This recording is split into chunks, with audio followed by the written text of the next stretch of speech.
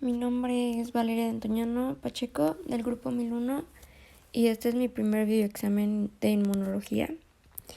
Y bueno, pues voy a empezar diciendo la etimología de la palabra inmune, y esta viene del latín immunis, la cual viene de los romanos y era usada para definir a una persona que estaba libre de obligación, pago de impuestos o castigos. El origen de la inmunología yace en el estudio de cómo el cuerpo nos protege contra las enfermedades e infecciones que son causadas por microorganismos, y esto con ayuda del sistema inmune. El sistema inmune es un sistema homeostático fisiológico que neutraliza peligros internos o externos en el cuerpo humano. Estos pueden ser causados por bacterias, virus, hongos y otros microorganismos. La respuesta inmune es una secuencia de eventos que son provocados por un estímulo inmunógeno. Y bueno, pues ahora voy a hablar sobre la historia, la cual se remonta en el siglo XV con los chinos, persas y turcos, quienes, para evitar la viruela, molían costras secas de antiguos enfermos para luego inhalarla. Y esta era una técnica que se conocía como varidación. También ponían este polvo en las heridas. Y bueno, tiempo después, en 1796, Edward Jenner creó la primera vacuna de viruela, después de que Sarnelmes descubriera que ella, al contraer la viruela de bovina, que era llamada cowpox, ella después, al contraer esta, decía que era resistente a la viruela humana, que era llamada smallpox. Entonces, Edward hizo un experimento en el cual inoculó a un niño con la viruela cowpox y posteriormente lo inoculó con la viruela humana, la smallpox. Luego el niño empezó a tener síntomas y signos de las dos viruelas, pero notó que los síntomas de la viruela humana no eran tan agresivos como lo era normalmente. Posteriormente, la vacuna llegó a América por medio de 22 niños, a los cuales durante el transcurso del viaje eran infectados para que el virus estuviera activo. El último caso de viruela en el mundo fue en Somalia en 1977 y en México, en San Luis Potosí, en 1951. Luego, en 1885, Louis Pasteur descubrió la atenuación del agente patológico al inyectar cólera de gallina que él tenía en cultivos viejos, y el resultado fue que las gallinas se enfermaron, pero pronto se recuperaron. Luego, en esas mismas gallinas inyectó bacterias sanas de cultivos nuevos, y entonces las gallinas, pocas se enfermaron y ninguna murió. Y bueno, también concluyó que la atenuación es provocada por aumentos de temperatura, pH cambiante, entre otros.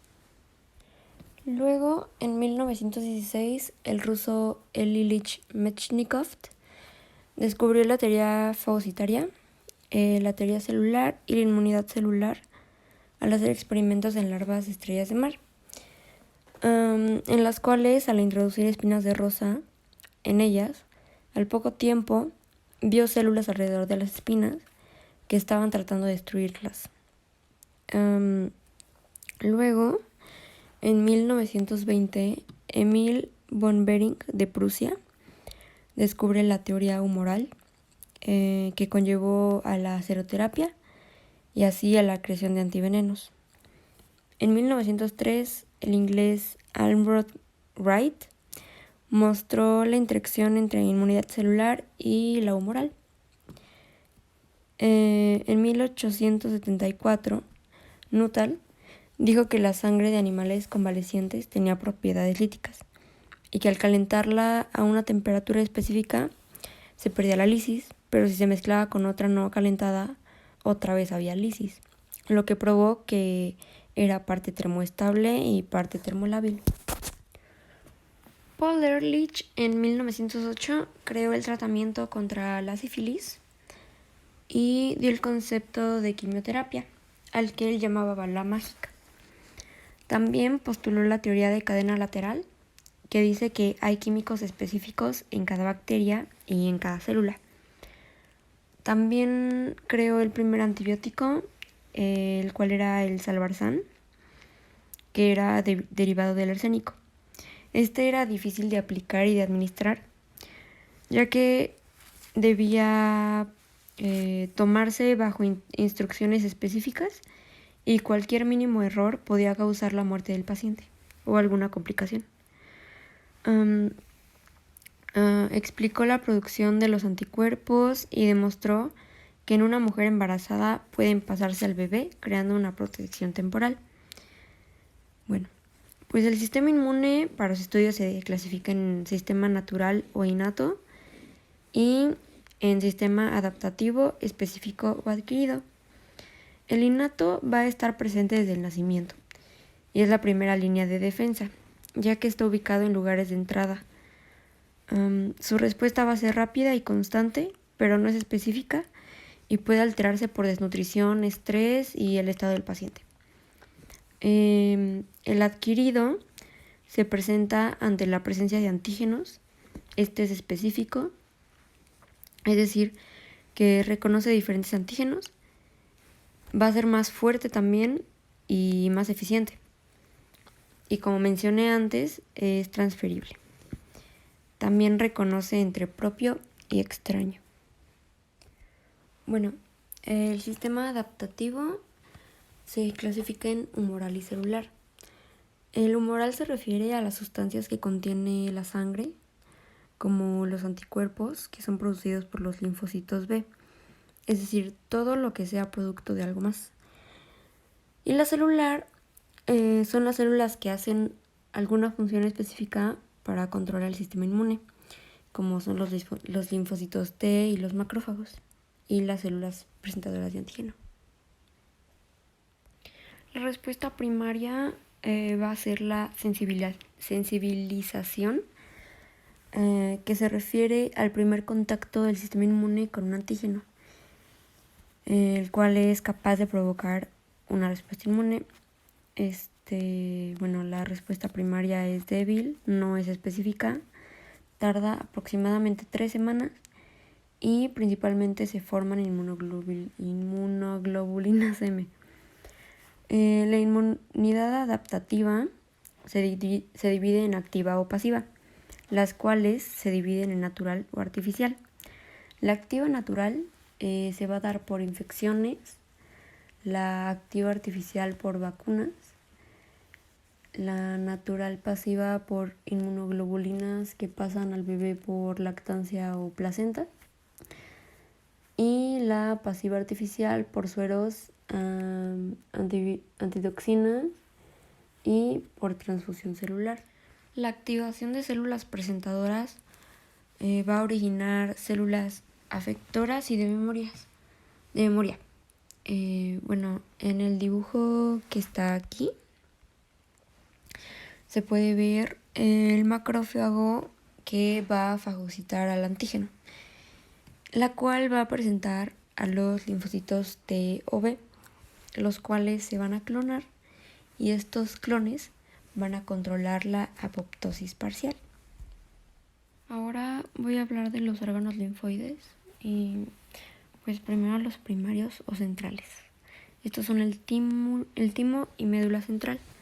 En estos órganos los linfocitos se van a originar y se van a diferenciar.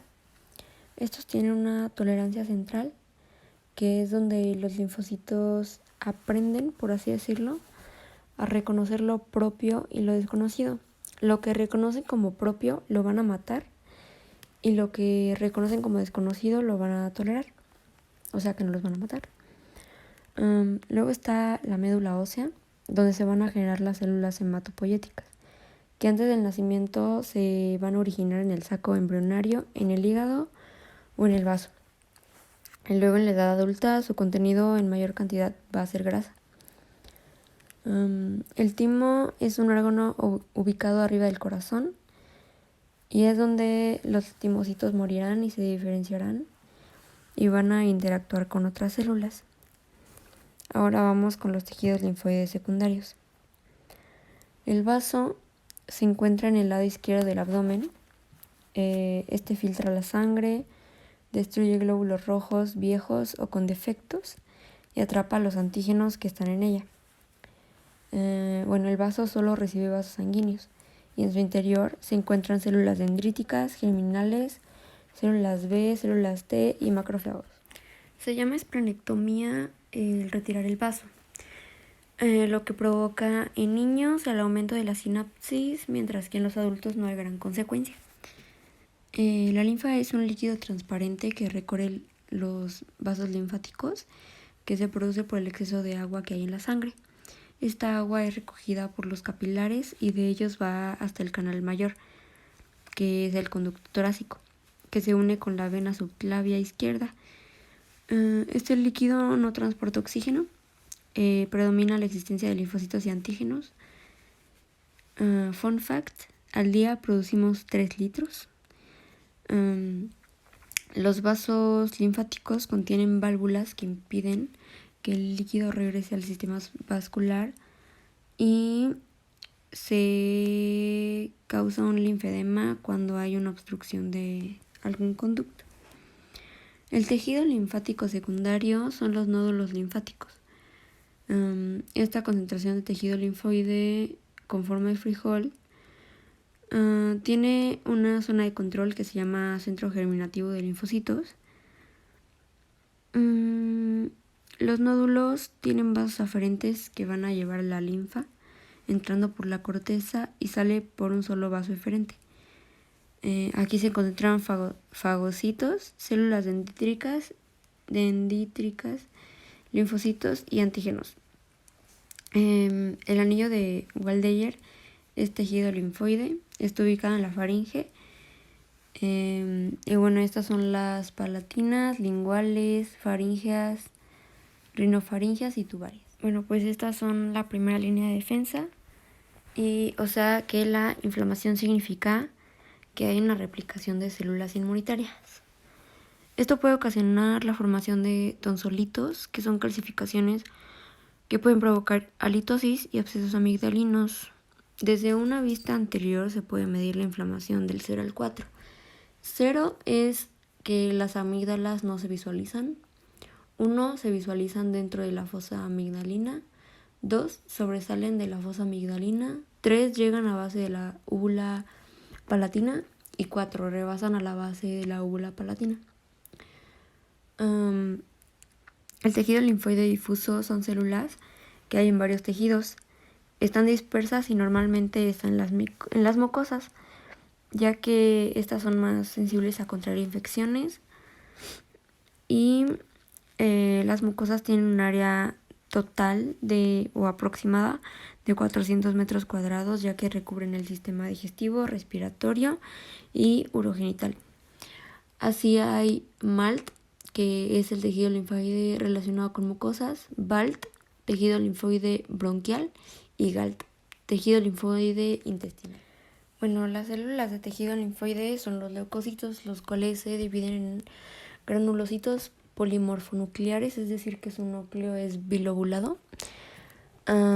Estos se dividen en neutrófilos, eosinófilos y basófilos, los cuales su función principal es la degranulación por inmunoglobulinas. Y luego están los agranulocitos, que son monomorfonucleares, y son los linfocitos y los monocitos. Los cuales tienen leucocitos B, T y NK.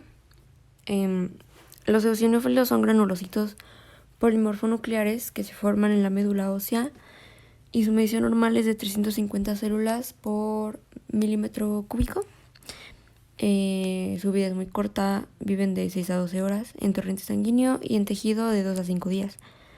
Tienen receptores para inmunoglobulinas A, E y G y están relacionadas con las alergias. Sus funciones principales son la presentación de antígenos, es antitumoral, hace fagocitosis, es antiparasitario y bacteriana, es antiinflamatoria y su tinción con colorante ácido rojo eosina, es de ahí su nombre eosinófilo. Las células cebadas se producen en la médula ósea, pueden replicarse en los sitios donde hay inflamación, tienen receptores para inmunoglobulina C, su núcleo es oval, presenta receptores MHC1 y 2. El alcohol, al igual que los opiáceos, pueden inducir la degranulación y sus funciones principales son la presentación de antígenos, bactericidas, cicatrización. Están conectadas con las alergias igual, etc. El neutrófilo tiene un núcleo multilobulado, no se tiñen con colorantes, ya que es neutro, produce enzima fagocitina, es muy móvil, lo que hace que pueda estar en la zona de infección en 5 horas. Estas células son predominantes en el pus. Las enzimas o granulos que tienen estas células son la catalasa, proteasas, especies reactivas de nitrógenos, entre otros. Los basófilos se tiñen con colorante azul de metileno o hematoxilina. Son responsables de la respuesta a una alergia. Tiene núcleo irregular en forma de S y libera histamina, serotonina, hidrólisis y heparina. Estos intervienen en la curación de heridas y también tienen receptores para inmunoglobulina E.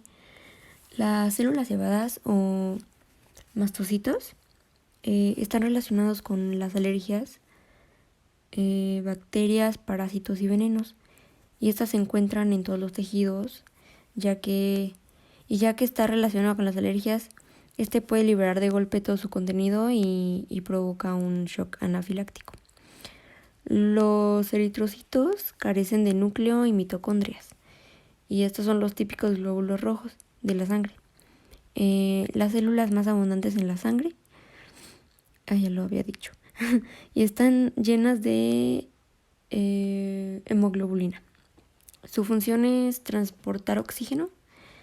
Viven aproximadamente 120 días. Tener un exceso de estos se llama policitemia y la deficiencia se llama anemia. Ya que no tienen mitocondria, para obtener energía usan la glucólisis, y la fermentación láctica. Cuando estos presentan alteraciones en forma, se llaman anisocitosis, cuando los tamaños de hematíes son muy variables. Microcitosis, cuando los tamaños son más pequeños y hay falta de hierro. Drepanocitosis, cuando los hematíes están en forma de hoz. Y las alteraciones en color podrían ser normacrómicos, cuando son de color rosado y el color es más intenso en la periferia que en el centro.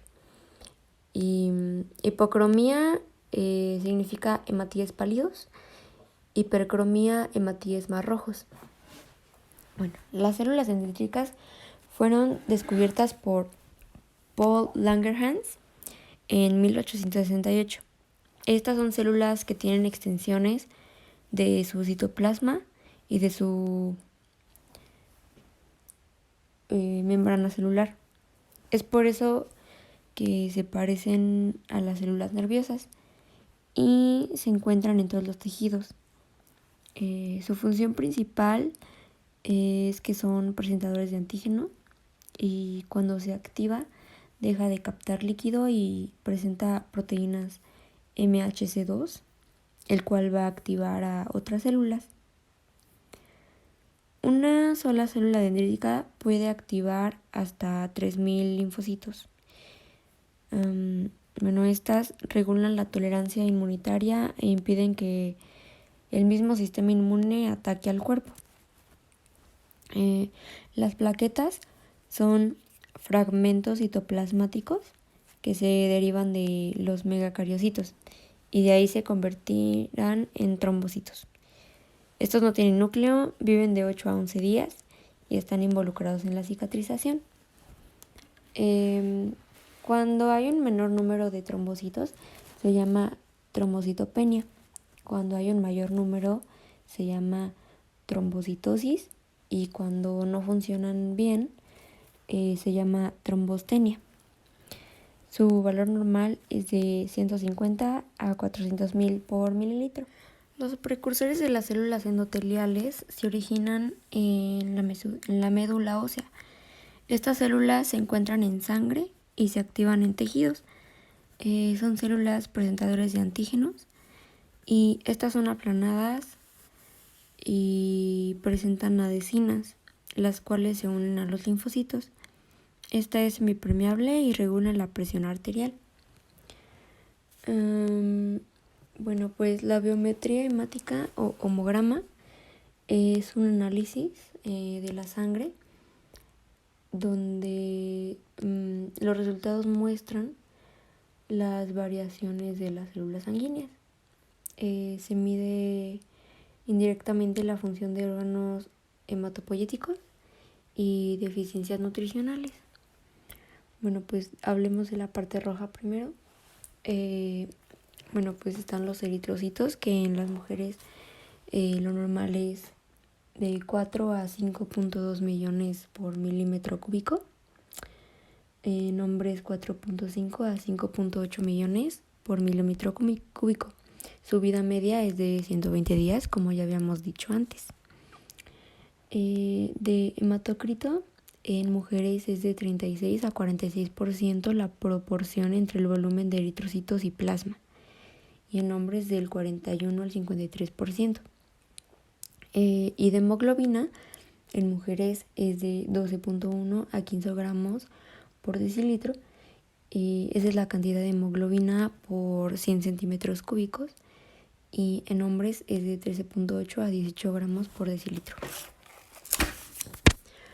Luego el volumen corpuscular medio, por sus siglas BCM, se obtiene dividiendo el hematocrito entre el número de eritrocitos. Es la medida del volumen individual de los eritrocitos, que en hombres es 87 femtolitros y en mujeres 90 femtolitros. Cuando es muy pequeño es anemia y es microcítica. Luego cuando está en tamaño normal es normocítica y cuando es un tamaño más grande se llama macrocítica. Cuando hay un menor número de eritrocitos, es anemia. Y cuando hay una deficiencia es anemia macrocítrica, que se produce por la falta de B12, ácido fólico, y hay una variación muy grande del tamaño. Luego está la hemoglobina corpuscular media, que es la HCM, y se obtiene dividiendo el valor de la concentración de hemoglobina entre el número de hematíes, que lo normal es 27 a 32 femtolitros. Se clasifica en hipocrómico, que es cuando hay menos hemoglobina en cada eritrocito. Normacrómico, cuando es la cantidad normal. Y hipercrómico, cuando hay más cantidad de lo normal. Luego están los reticulocitos, que son glóbulos rojos inmaduros que se encuentran en la sangre y se produce por falta de maduración, vitaminas y por la mayor producción de médula ósea, por la falta de sangre o cáncer. La falta de eritrocitos maduros se puede dar a que la vida del eritrocito maduro disminuye y entonces se necesitan más eritrocitos. Aunque no estén maduros, puede ser signo de anemia hemolítica. Y bueno, se clasifica en anemia arregenerativa o aplásica, en la que no están produciendo suficientes eritrocitos, ya sea en calidad o en cantidad. Y anemia regenerativa o hemolítica, donde se producen eritrocitos, pero se mueren antes de tiempo. Luego está la parte blanca, donde los leucocitos totales deben estar en 4.8 a 10.5 mililitros por milímetro cúbico. El mayor número de estos se llama leucocitosis y la deficiencia se llama leucopenia. De cada uno se dan valores relativos en porcentaje por valores absolutos. Primero están los polimorfonucleares, que se dividen en neutrófilos, eosinófilos y basófilos. Los neutrófilos son un 50-70%, donde cuando hay una mayor cantidad se llama neutrofilia y una menor cantidad se llama neutropenia. Estas son células polimorfonucleares segmentadas. Eso quiere decir que tienen núcleo partido y en banda, es decir, núcleos sin segmentos. Luego están los eosinófilos, que representan del 1 al 44%, y una mayor cantidad en estos se llama eosinófila y está relacionada con los parásitos y alergias, y una deficiencia es la eosinopenia. Luego están los basófilos, que representan menos de 1%, y un mayor número es basofilia y una deficiencia es basopenia. Luego en los monomorfonucleares están los linfocitos, que representan del 20 a 40%. Una mayor cantidad es linfocitosis y una deficiencia es linfopenia. Y los monocitos de un 2 al 8%, que es monocitosis si hay mayor cantidad, y monocitopenia si hay una deficiencia. Y luego están los que no tienen núcleo, serían las plaquetas, que es un número absoluto, y representan, son de 100 a 400 mililitros. Un mayor número de estos se llama trombocitosis, como ya habíamos dicho antes, y una deficiencia es la trombocitopenia. Los linfocitos T son producidos en la médula ósea, son presentadores de antígeno y van a activar a los linfocitos B. Hay 3 tipos: los CD8, CD4 y los linfocitos de memoria. Los linfocitos TCD8 reconocen a las células infectadas y provocan su apoptosis, es decir, que las matan. Y los linfocitos TCD4 van a coordinar a todas las demás células, como se puede ver en el dibujo. Los linfocitos B se observaron por primera vez en la bolsa de Fabricio, eso en aves, y en humanos en el vaso. Estas sintetizan las inmunoglobulinas y son parte del sistema adaptativo. Presentan inmunoglobulinas en su superficie que van a activar en los órganos linfoides secundarios. Luego de su activación, muchas de estas mueren y las que sobreviven viven como células de memoria y generan clones para producir anticuerpos. Los monocitos son glóbulos blancos que son agranulocitos. Son células que una vez fijada en un tejido se hacen macrófagos tisulares. Estos son derivados de los monoblastos y su principal función es fagocitar. Estos, dependiendo del tejido en el que se fija, cambia su nombre.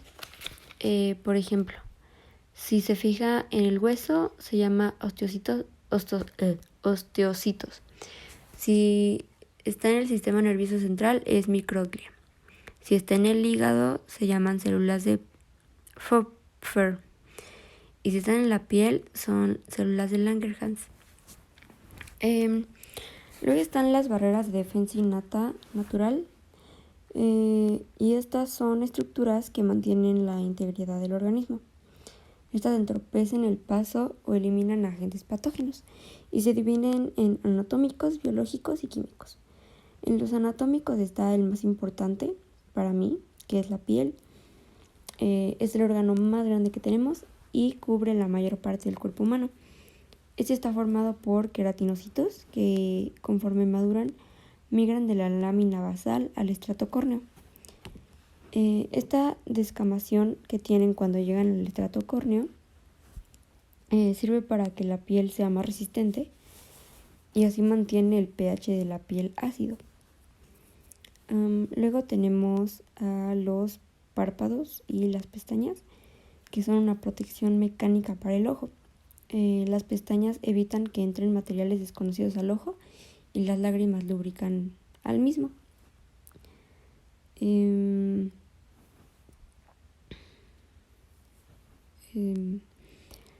ellas hay lactoferrina, que evita el crecimiento de bacterias. Luego está el aparato respiratorio, en el cual los vellos nasales atrapan los microorganismos que hay en el aire. Al igual que la mucosa, ayudará a eliminarlos de forma mecánica. En esta mucosa hay lisosomas y lactofermina. También la tos y el estornudo son reflejos para eliminar antígenos. Luego está el aparato digestivo, en donde se encuentra la saliva y sus enzimas regulan la presencia de bacterias. El esófago tiene la capacidad de tener movimientos que causan el vómito para poder eliminar distintos elementos que son nocivos para nosotros y para el estómago. La mucosa que hay ahí puede generar diarrea y el aumento de peristaltismo. En los elementos biológicos están la microbiota, que son microorganismos que viven en las mucosas e impide el establecimiento de patógenos. Este regula el sistema inmune y pues los elementos químicos son las enzimas, proteínas y péptidos que regulan a los receptores para captar microorganismos. Y luego está la proteína unidora de liposacáridos, que se une a la lipo de bacterias gram negativas para inhibir o reconocer a la toxina. Luego está la lectina, proteína unidora de manosa, que es un receptor celular que se une a la misma y a la fructosa. Estos carbohidratos solo están en las bacterias. La proteína A va a mantener la tensión superficial y va a evitar el colapso de los pulmones, y esta también inhibe a virus y bacterias. La proteína C reactiva se produce en el hígado y esta aumenta cuando hay inflamación. La lisosima actúa en el peptidoglucano, ya que la membrana celular de las bacterias está hecha de esto, y las encontramos en las mucosas, en la saliva y en las lágrimas. Y por último, la lactofermina, que esta sustancia capta el hierro para evitar que las bacterias lo usen para hacerse más fuertes. Y con eso terminaría mi videoexamen. Buenas tardes.